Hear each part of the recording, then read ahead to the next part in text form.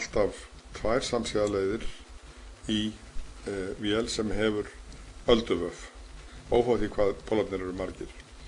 Og hvernig stendur á því? Já, við getum tekið eftirfarandi atriði. Í fyrsta lagi, ef við tökum einhverja 2 skinnur hlið við hlið, til dæmis skinnu númer 2 og 3. Það fá mér hérna nýjan lit, kannski þurrka allt út. Fá mér hérna einhvern nýjan lit, segjum bara hérna hennan. Og ef ég tek til dæmis 2 skinnur hlið við hlið, númer 2 og 3. Á milli slíkra 2 skinna eru p-delt með 2 spólur tengdar í seríu. Vegna þess að við förum allan hringinn á vélinni og í þessu tilfelli hér, þar sem eru 4 pólar, að þá er græni ferillinn sem að fer einmitt á milli skinnu númer 2 og 3. Við sjáum að það eru 2 spólur þar og við sjáum að spóla er par af leiðurum sem fer fram og tilbaka. Þannig að það eru samtals 4 grænir leiðarar eftir endilöngum rótornum. Það er 1 hér, það er 1 grænleiðari hér, það er 1 grænleiðari hér, það er 1 grænleiðari hér. Það eru 4 leiðarar og það eru því 2 spólur, eða auðvitað sagt slaufur, það breytir í hvað margir vírar er í hverri slaufu. En við höfum sem sagt 2 spólur í seríu á milli nágranna straumskinna. Nú, hvað eru síðan margar skinnur á milli burstana? Milli 2 bursta er alltaf 1 p-ti hluti af öllum straumskiptaskinnum. Sem sagt að ef ég er með hérna eins og þess tilfelli 4 bursta á 4 póla, þá er 1/4 af straumskiptaskinnunum á þessu svæði, 1/4 af þeim hér, 1/4 af þeim hér og síðan 1/4 að lokum á milli plúsins hér hægra megin og mínusins vinstra megin, því að við förum tilbaka. Þetta er hringur. Og þannig á milli hverja nágranna skinna eru p-hálfur fjöldi af spólum og ég margfalda það með hvað eru margar straumskiptaskinnur svona hlið við hlið. Það er 1 p-ti af þeim öllum og því er fjöldi af spólum milli einhverja 2 bursta alltaf helmingur af öllum spólum. Það þýðir rauninni að það er alltaf 2 samsíða leiðir í þessari vél sem að hefur sem sagt þá ölduvöf. Fjöldi samsíða rása fyrir rótor með ölduvöfum er alltaf 2. Og nú, það er fullt af ágætum myndum sem að útskýra svona vélar og ég ætla í sjálfu sér ekki að eyða kannski löngum tíma í það. Hér er enn ein mynd yfir ölduvöf og það er bara mjög gott að pæla svolítið í þessu sjálfur, sjá hvernig maður nær samhenginu, hvernig maður reyna átt að sjá því hvernig þetta er að virka. Og hér er enn ein myndin lykkjuvöf. Þetta er rauninni mjög svipuð mynd og við vorum að skoða rétt áðan.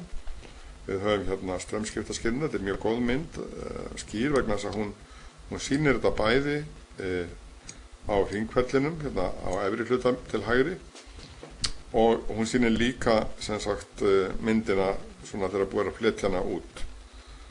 Og þetta er 4 póla vél. Við sjáum hérna N, við sjáum S, við sjáum N og við sjáum S hérna niðri.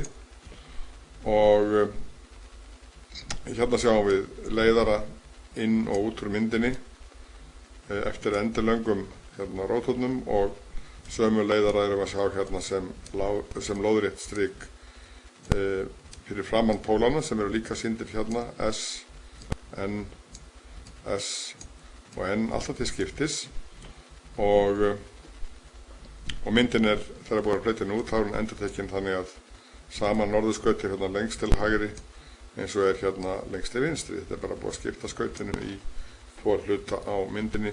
Við sjáum hérna sömu straumskiptaskinnu númer O bæði hérna lengst til hægri á myndinni og lengst til vinstri og við sjáum að þessi sama straumskiptaskinna hérna uppi, hún merkt O. Þær eru sem sagt með bókstöðum þessar skinnur og við sjáum að það eru fjórar buslasnertur þannig að sama buslasnerta hérna neðst niðri til vinstri eins og hérna neðst niðri til hægri þannig að þær eru samtals 4. Það sem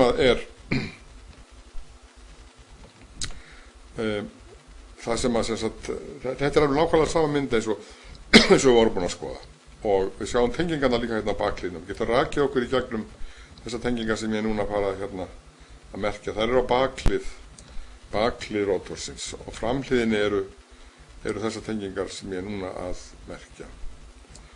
Það sem að hérna sem sagt ljóst að þetta eru lykkjuvöf. Við getum samfært okkur um það með því að fylgja hérna leiðurunum eins og höfum gert og sjáum við að lykkjurnar koma tilbaka í næstu straumskipta skinnu við hliðina og fyrir svona lykkjuvöf þá fjöldi samsíðarása sá sami eins og fjöldi póla.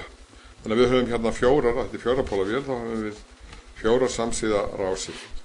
Það sem nýtt hérna og rétt að fara kynna til sögunar eru þessar jöfnunarskinnur sem ég ætla að sýna hérna næstu mynd. Jöfnunarskinnur eða spennujöfnunarskinnur til þess að jafna út spennu. Equalizer bars. Hvað skildi það nú vera? Við skulum skoða næstu mynd sem að sýnir 4 samsíðarásir í gegnum þessa vél. Jafnframt sem það sýnir okkur ágæta tilvísun á milli spóla og númera og skinna. Við getum rakið okkur hérna á milli. Það sem búið að gera við þessar 4 samsíðarásir sem eru sýndar hérna til hægri á myndinni. Við höfum hérna 4 samsíðarásir. Hér er önnur rás, svo 3. hérna og 4. hérna og við sjáum hvernig spólurnar eru tengdar í seríu en þær eru líka í 4 samsíðarásum og þá búið að setja hérna þessar jöfnunarskinnur sem eru þessi láréttu leiðarar sem eru á milli ákveðna tengipunkta. Við sjáum náttúrulega þegar við erum með svona 4 samsíðarásir að þá getur myndast ákveðið misvægi í spennu. Þessar rásir mynda auðvitað bara ákveðna spennu deilingu þannig að spennan yfir hverja spólu eða slaufu eða hvernig við viljum horfa á þetta. Spennan yfir hvert hérna á myndinni sem hefur sinn pluss og mínus að hún getur orðið mjög mismunandi nema að við jöfnum spennunni út með þessum jöfnunarskinnum. Og hvernig koma jöfnunarskinnurnar? Jú, þær eru akkurat á baklið vélarinnar. Þær eru öðrum megin á rótornum og við sjáum jöfnunarskinnuna, þær eru sýndar hérna. Þær eru sem sagt alltaf fengnar með því að tengja annan endan á hverri spólu sem á bakliðinni saman eins og sýnt hérna á þessari mynd til hægri. Þessi mynd til hægri sýnir glögglega hvernig hugsunin á því að tengja þessar jöfnunarskinnur. Við sjáum það ekkert á myndinni til vinstri. Það bara verið að tengja hérna saman endan á spólunum en á myndinni til hægri sjáum við nákvæmlega tilganginn. Það að jafna út þessa spennudeilingu sem að gæti orðið ójöfn og við erum að bæða jafna straum og spennufall yfir rótorvafningana eða yfir þessar spólur í rótorvafningunum.